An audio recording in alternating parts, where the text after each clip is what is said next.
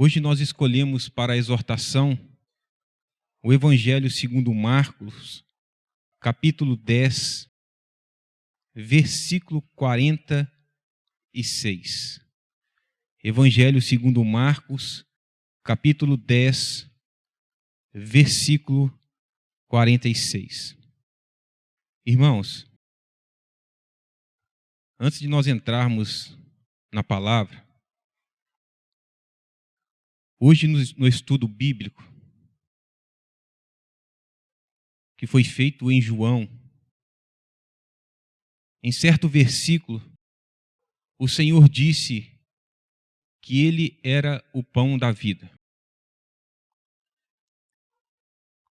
Ao invés das pessoas receberem aquilo como uma maravilha, eles começaram a se questionar: mas não é este o filho de José?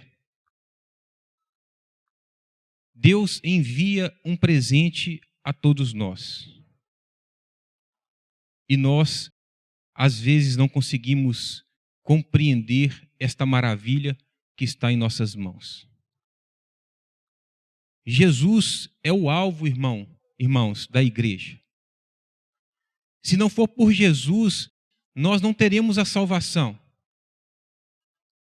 Quando Jesus falou que era o pão da vida, aquele povo tinha que glorificar a Deus por ter enviado este pão. Mas não. Eles questionaram, e muitas vezes nós fazemos isto. Nós questionamos quando Deus, por meio da palavra, vem nos instruir. Quando por meio da palavra, Ele vem nos advertir, nos chamar a atenção naquilo que nós estamos fazendo que não convém, segundo o ponto de vista de Deus. Por isso, quando o Senhor nos repreender e for dura a repreensão, vamos dizer: graças a Deus, este é o pão que eu precisava neste dia. O Senhor precisa, irmãos, limpar os nossos olhos. Não estou falando os olhos da carne, porque este tem médios que fazem, que operam. O sujeito está quase cego, ele fica bom da vista. Mas a cegueira pior é a cegueira espiritual. Esta é grave, irmãos. Esta está imposta em todo mundo. As pessoas não conseguem enxergar aquilo que está na palavra de Deus. Quando vão longe, ficam somente na letra. Vamos pedir que Jesus possa nos limpar, irmãos. Hoje nós vamos ler o cego Bartimeu, falar sobre ele um pouco. Este realmente recebeu Jesus. Embora não enxergasse com os olhos da carne, ele entendeu que aquele que estava sendo anunciado era o Filho de Deus. E a este nós temos que clamar, embora não estejamos vendo com os olhos da carne como este homem não viu. Mas nós temos que perceber que Jesus está passando, irmãos. É grave o momento que nós estamos vivendo. Jesus está passando nas nossas ruas. Entre aspas, igrejas. Ele está nos chamando, dizendo: olha, eu quero limpar a tua cegueira. Eu quero te dar vida. Eu quero te dar saúde espiritual. Eu quero te dar paz. É isso que nós precisamos, irmãos. Do que adianta eu enxergar bem com os olhos da carne, eu ter uma condição financeira boa, mas se eu não entendo a Deus, não adianta de nada a minha vida. Agora, se eu tenho o Senhor, mesmo que eu tenha enfermidades, mesmo que eu tenha provações, a minha vida interior, ela não será corrompida, porque o Senhor está na minha vida. Amém? Vejamos bem a palavra. E vieram para Jericó. E saindo ele de Jericó com seus discípulos e uma grande multidão, Bartimeu, o cego, filho de Timeu, estava assentado junto do caminho, mendigando. E ouvindo que era Jesus de Nazaré, começou a clamar e a dizer: Jesus, filho de Davi, tem misericórdia de mim. E muitos o repreendiam, para que se calasse. Mas ele clamava cada vez mais: Filho de Davi, tem misericórdia de mim. E Jesus, parando, disse que o chamassem, e chamaram o cego, dizendo-lhe: Tem bom ânimo, levanta-te, que ele te chama. E ele, lançando de si sua capa, levantou-se e foi ter com Jesus. E Jesus, falando, disse-lhe: Que queres que te faça? E o cego lhe disse: Mestre, que eu tenha vista. E Jesus lhe disse: Vai, a tua fé te salvou. E logo viu e seguiu a Jesus pelo caminho. Amém. Veja que passagem, irmãos. Este homem estava mendigando no caminho. Veja que vida triste. O apóstolo Paulo, ele chega a dizer para nós em Efésios que o Senhor nos vivificou, estando todos nós mortos em ofensas e em pecados. Todos nós. Éramos como este mendigo, irmãos. Mas veja a postura deste homem. Diante daquela situação, ele ouviu falar de Jesus, que ele passaria naquele lugar. Ele começou então a gritar. É o que nós temos que fazer quando nós estamos em um lugar aonde Jesus vai passar. Na igreja. Vamos ouvir a palavra: Senhor, Senhor, eu estou aqui. Vamos gritar, vamos clamar: tenha misericórdia de mim, Senhor. Irmãos, nós somos necessitados. Nós precisamos desesperadamente do Senhor Jesus. Não vamos achar que as coisas do mundo, da carne, vai substituir o que o Senhor pode fazer por nós, irmãos. Nada vai substituir isso. Existem muitas pessoas que têm muito, mas são infelizes, e muitas delas estão tirando as suas próprias vidas. Por quê? Porque não encontraram com Jesus. Embora escutassem falar de Jesus, mas eles achavam que estavam enxergando. E como disse Jesus, quando você acha que vê, é porque você está cego. Porque dizes que vê, não compreende a palavra. É importante nós estarmos nessa situação, irmãos.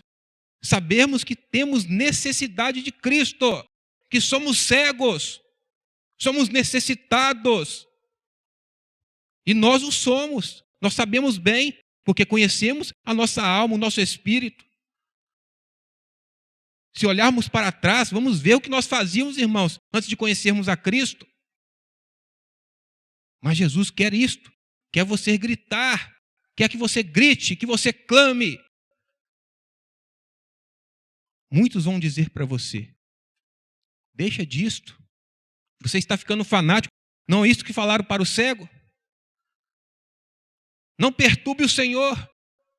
Vão fazer assim conosco também. Olha, você está ficando fanático. No domingo, na quarta, na segunda. O que importa, irmãos? Vamos permanecer como este cego, mais ainda clamar: eu preciso de ti, Senhor. E se esse desejo for sincero no teu coração, meu irmão, Jesus vai chegar diante de você, não como homem, e não falando com palavras articuladas. Ele vai falar no teu coração pelo Espírito Santo no meio da pregação e vai te perguntar: o que queres? Você vai dizer no teu coração: eu quero a salvação, Senhor. Seja feito conforme a tua fé. É pela fé que nós somos salvos, é pela fé que nós somos curados, mas nós temos que crer, irmãos, não estar somente na igreja por um hábito, mas acima de tudo por uma necessidade. Nós somos necessitados. Que o Senhor tenha compaixão de nós, misericórdia de nós, neste dia, nos abençoando, enchendo o nosso coração de paz, de amor e de misericórdia. Amém. Nós ouvimos durante a exortação a palavra nos dizer que somos necessitados que precisamos desesperadamente do Senhor. Ouvimos também a palavra nos dizer que precisamos de salvação. Nós vimos na passagem do cego Bartimeu que ele foi curado da sua cegueira física. Mas o Senhor mostrou ao final do seu encontro com Bartimeu a sua verdadeira cura. Ele disse: a sua fé te salvou. E nós nem sempre compreendemos bem o que significa, o que quer dizer a salvação. Porque na igreja tradicional as pessoas falam muito de salvação, mas não explica o que quer dizer. Quando nós examinamos a doutrina ensinada pelo apóstolo Paulo, ele deixa muito claro que nós vivemos uma situação da qual nós temos uma grande dificuldade de nos livrarmos. Nós vivemos presos de uma cadeia de ideias, de pensamentos, de costumes, de conceitos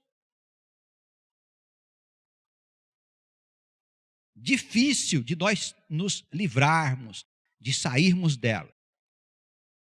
O apóstolo chega a dizer que é impossível ao homem, pelo seu próprio esforço, deixar esta situação de domínio em que a sua alma se encontra. E a palavra de Deus, ela mostra que o homem não pode andar sem a luz do mundo.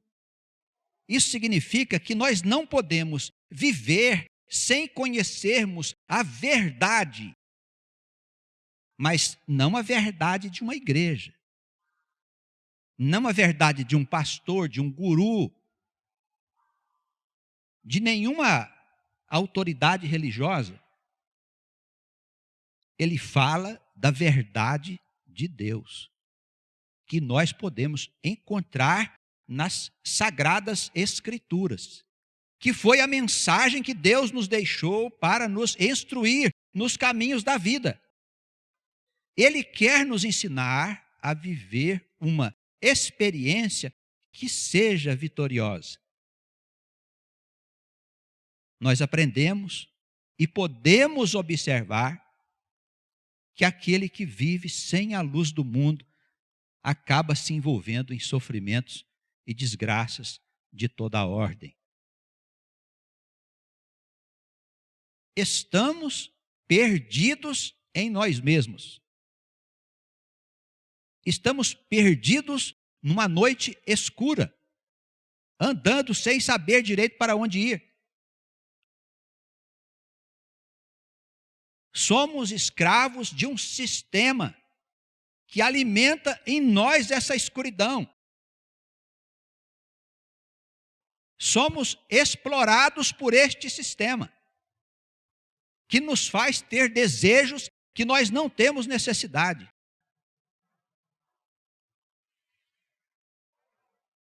Alguns de nós, com certeza, poderia dar aqui um testemunho do triste estado em que nós nos encontrávamos antes de nós conhecermos a luz do mundo. Quando se fala de salvação, irmãos, é porque alguém está em risco. Não é verdade? Quando nós chamamos os bombeiros, é 193, né? Os bombeiros. Quando nós discamos 193, quer dizer o quê? Que nós encontramos na rua alguém que está gravemente ferido e que corre um risco de morte. Não é isso? Ou vemos na represa da cidade uma pessoa que estava nadando, se afogando. Ligamos para 193 e pedimos socorro. Aquela pessoa está em risco de morte. E se não houver a intercessão dos bombeiros, ela vai morrer. Nós nos encontramos nesse risco de morte, todos nós, porque andamos no escuro, irmãos, de um mundo bastante atrasado. Esse mundo que nós estamos vendo aí fora é um mundo atrasado. Não é uma civilização. É um mundo semi-civilizado, aonde predomina os interesses da matéria sobre os interesses do espírito. É tão forte essa influência que as próprias igrejas foram influenciadas por este sistema. E elas se assemelham muito às instituições do mundo. E tratam com frequência mais das coisas do mundo do que das coisas de Deus. E o povo de Deus precisa acordar e ver que o inimigo desta humanidade, que é este sistema, ele está enganando multidões. Mas nós temos o Espírito Santo de Deus que quer abrir os nossos olhos. Como disse o Salmo 32, no seu versículo 8, Deus quer ensinar a nós, Ele mesmo quer nos ensinar. Ele não vai mandar um professor para você, não. Ele mesmo quer nos ensinar e abrir os nossos olhos para nós compreendermos a verdade. Estávamos todos nós mortos em nossos pecados sem saber disso. Estávamos todos nós andando no escuro sem termos ideia disso, irmãos. Vivíamos pensando que a vida se resumia no nascer, crescer, gozar e morrer. Mas o Senhor Deus, nosso Pai, o Criador de todas as coisas, aquela natureza invisível, estranha ao nosso entendimento, Ele quis nos salvar desta situação. Quer dizer, nos tirar de uma situação de domínio das trevas sobre a nossa vida mental, sobre os nossos conceitos, os nossos costumes e nos mostrar a nossa verdadeira natureza, que nós somos filhos do Altíssimo. Diz a Escritura, vós sois deuses. Nós temos que assumir essa condição de deuses, filhos do Altíssimo, viver como pessoas verdadeiramente civilizadas, que têm conhecimento da verdade, onde estávamos antes de nascer, o que fazemos no mundo e para onde nós vamos, e o que Deus deseja de nós. Nós precisamos saber disso, irmãos. E Jesus veio a esse mundo. A situação era tão grave que o Senhor escolheu um anjo da tribo de Judá, especialmente escolhido, e revestiu este anjo de tal poder que ao estar entre nós, ele era como o próprio Deus falando a nós. E se não fosse este Salvador, este enviado, este mensageiro, revestido com todos esses poderes, ele não teria condições de nos tirar dessas trevas. Isso significa que o mundo estava numa condição de autodestruição. A humanidade não sabe para onde vai. Os países, as nações não sabem o que fazer.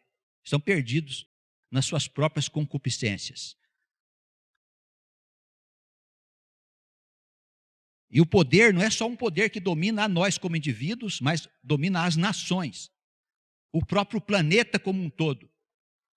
A situação de ignorância desse mundo é tal que os seus habitantes são capazes de destruir o próprio mundo, porque eles pensam saber o que eles não sabem.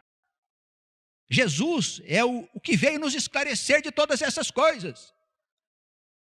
Ele dizia, eu não vim condenar o mundo, eu vim salvar o mundo. Eu sou a luz do mundo, ele dizia. Irmãos, eu costumo dizer, isso não tem nada a ver com religião. Alguns ficam escandalizados. Isso aqui tem a ver com conhecimento superior, irmãos.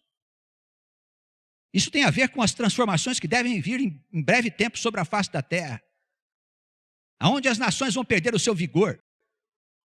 Aonde os poderes do homem vai ser destruído pela própria concupiscência deles, enganos e mentiras que eles mesmos criaram.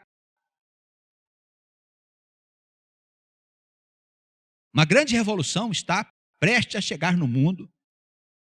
E o Senhor Deus está chamando o seu povo. Quem é o povo de Deus? São aqueles que podem entender, pela sua inteligência, pelo seu coração, que esta mensagem é a mensagem do Deus vivo, do Criador. E nós precisamos receber com alegria o que vem de Deus.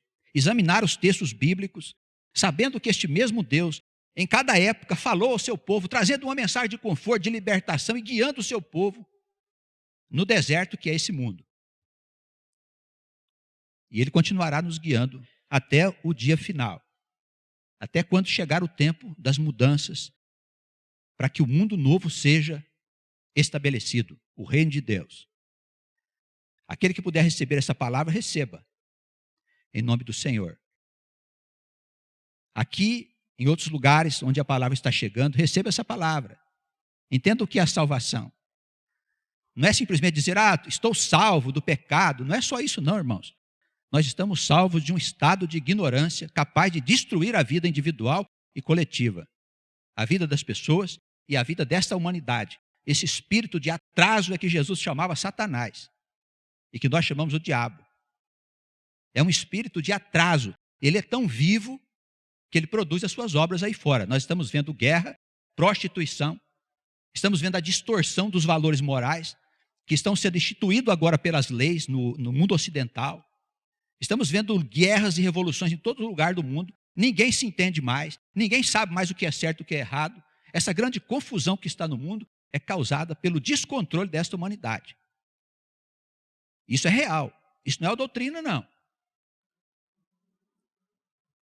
Há um espírito de coisas que é verdadeiro.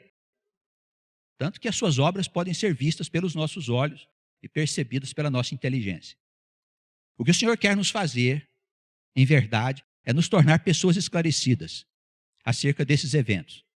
O Senhor quer preparar você, a sua casa, para que quando o teu vizinho estiver desesperado, você possa confortá-lo.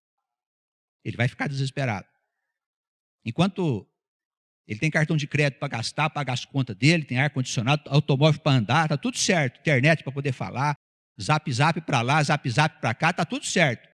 Curtiu aqui, curtiu ali, parece que está tudo bem. Quando isso tudo parar, quando isso tudo passar, quando essas coisas foram destruídas, vai se formar um vazio enorme na vida das pessoas. E elas vão entrar em desespero.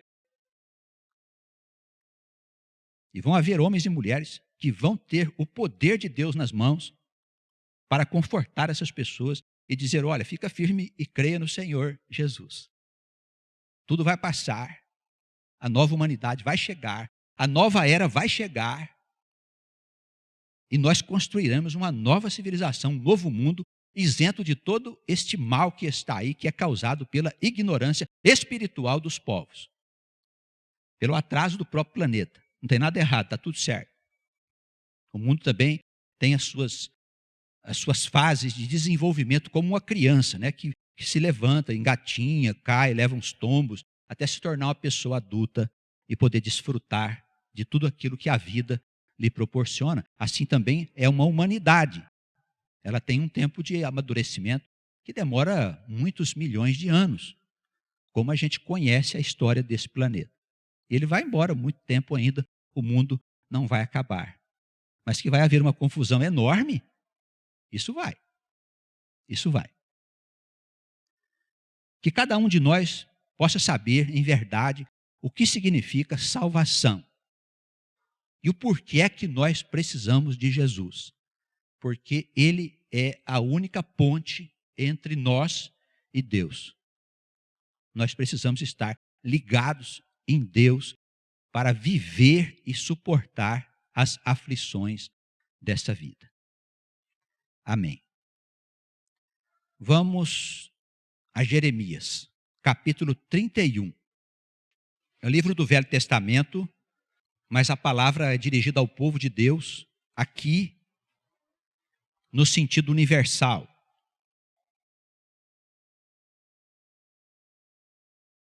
O profeta tratava de alguns eventos que havia acontecido naquele tempo, e num certo momento, a palavra do Senhor é dirigida ao seu povo. Capítulo 31, livro de Jeremias, a partir do versículo 31. Eu vou ler só um trechinho aqui para a gente edificar a igreja. O Espírito diz assim por meio do profeta: eis que dias vêm, diz o Senhor, em que eu farei uma aliança nova com a casa de Israel e com a casa de Judá. Não conforme aquela velha aliança que eu fiz com seus pais, no dia em que eu tomei-os pela mão para os tirar da terra do Egito, porque eles invalidaram aquela minha aliança, apesar de eu os ter desposado, diz o Senhor. Mas essa é a aliança que eu farei com a casa de Israel, depois daqueles dias, diz o Senhor. Eu vou pôr a minha lei no seu interior, eu vou escrever a minha lei no seu coração. Eu serei o seu Deus e eles serão o meu povo. Olha, é muito importante a gente estar atentos a isso. Nós somos o povo de Deus. Eu não faço diferença entre a geração passada e nós. Foram ministradas instruções para aquele tempo, mas também instruções para o tempo presente, para todo o tempo. Essa história do passado mostra a aliança que Deus fez com Moisés. Nessa época, Deus escreveu as regras fundamentais da conduta humana em pedras, em tábuas de pedras, e fez uma aliança com o grande profeta. O Espírito do Senhor diz que essa aliança foi transgredida pelo povo de Deus e que ele iria fazer com este povo uma nova aliança. Só que essa nova aliança seria diferente, porque a lei já não seria mais apresentada para nós em tábuas de pedra. Isso significa que ela não seria mais escrita em meios materiais, mas ela estaria gravada nos nossos corações. Então nós vemos uma aliança em que todas as coisas eram feitas de fora de nós. Nós íamos ao templo para fazermos sacrifícios, para fazermos as nossas ofertas e cumprir as obrigações que Deus havia determinado. A nossa relação com Deus era uma relação exterior. Se nós formos olhar lá a história do povo de Deus no deserto, nós vamos ver que Deus enviou para eles uma comida que caiu do céu e que alimentava o corpo. Essa comida era o maná. Quando Jesus disse que era o pão da vida, os judeus disseram que o verdadeiro pão tinha sido dado por Moisés. Jesus disse: olha, esse pão que Moisés deu não é o verdadeiro pão, porque ele alimenta só o corpo. Eu vim alimentar vocês com um pão que vai matar a fome de vocês para sempre. Então isso deixa claro para nós o que é a velha aliança. Ela foi um pacto que Deus fez com o seu povo de natureza exterior. Ele não era feito dentro da pessoa, era feito fora da pessoa. Quando Jesus veio, ele foi o portador desse novo pacto a que se refere aqui Jeremias no capítulo 31. No versículo 33. Esta é a aliança que eu farei com a casa de Israel e a casa de Judá, que somos nós o povo de Deus. Vou pôr a minha lei no seu interior e a escreverei no seu coração. Eu serei o seu Deus e eles serão o meu povo. Irmãos, na nova aliança, a lei precisa estar dentro de nós. Não se trata de uma prática de natureza exterior. Por esta razão, irmãos, não adianta nós fazermos uma promessa. O que é uma promessa, senão um ato exterior que tenta demonstrar a Deus que nós temos fé? De que adianta fazermos um jejum se nós deixarmos de comer a comida do corpo apenas para martirizar a nossa carne? O que adianta nós fazermos ofertas para a igreja enquanto nossa vida interior continua envolta pelo pecado, enquanto nós continuamos andando no escuro? Irmãos, nós precisamos entender que Jesus veio trazer para nós uma vida de santidade interna. Não é uma coisa para as pessoas verem. Nós não precisamos parecer santos para ninguém. Nós temos que entender que Jesus quer que estas leis, o conhecimento da sua palavra, esteja dentro da nossa alma. E aí ela possa dar frutos para a nossa felicidade. Não importa onde nós estivermos. Se estivermos aqui no mundo, se estivermos do outro lado, onde nós estivermos. Se essa aliança que nós vamos fazer com Deus, através de Cristo, estiver no nosso coração, nós estaremos felizes em qualquer circunstância. Mas se nós continuarmos pensando que Deus quer que a gente faça alguma coisa fora de nós, para justificar o que está dentro de nós, nós vamos seguir a nossa vida dentro da igreja enganados, achando que nós estamos agradando a Deus e fazendo aquilo que não é a vontade dele. Ele não quer mais que nós o adoremos através das nossas festas.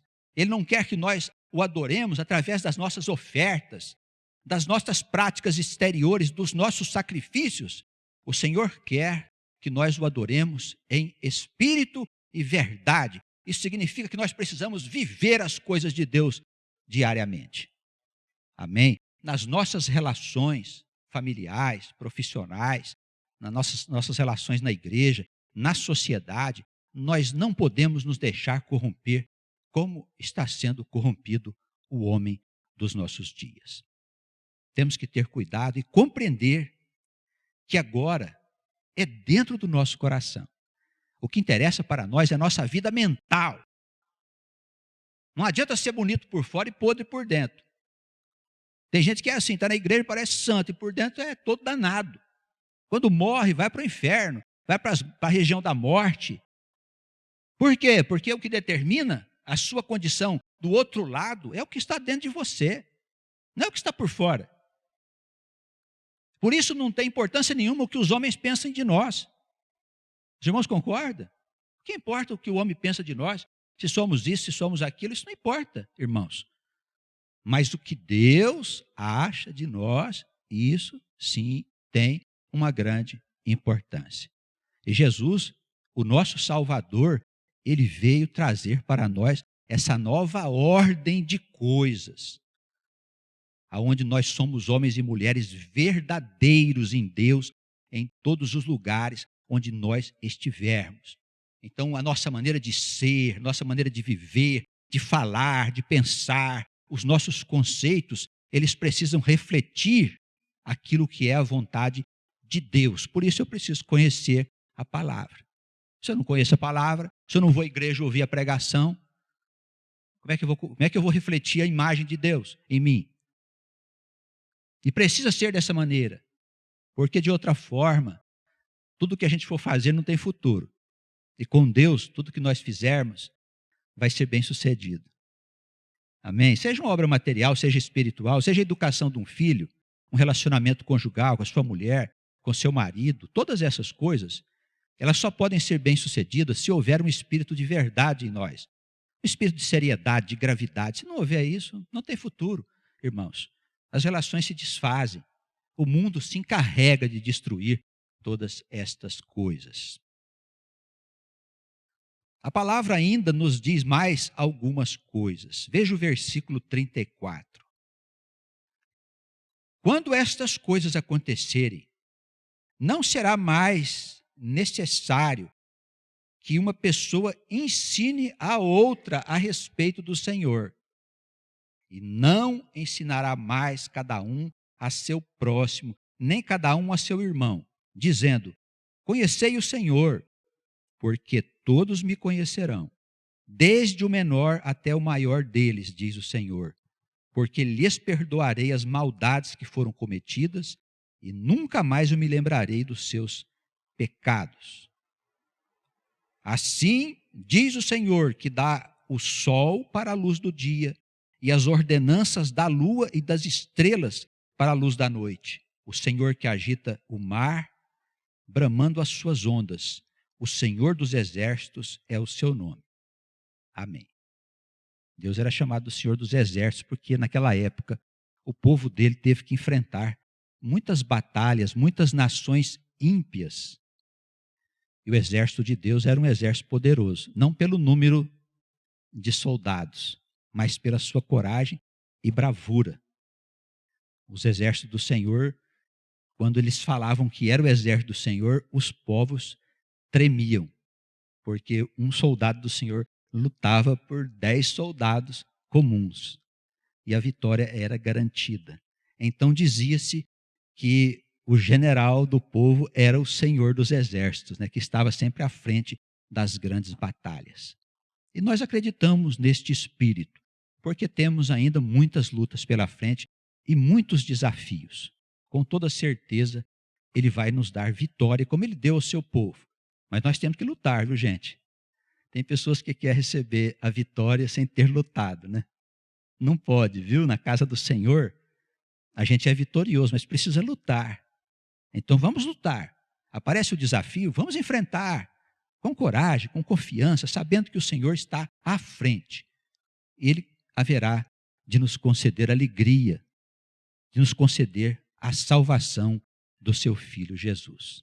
Que as bênçãos dele possam permanecer entre nós e que ele nos ajude a compreender melhor o que significa ser salvo por Cristo e esta nova aliança que ele fez com o seu povo, que ela se estabeleça definitivamente nos nossos corações.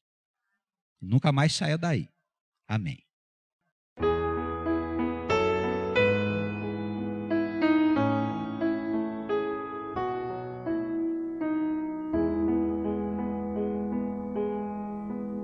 O Senhor é meu pastor, o meu guia e rei. O Senhor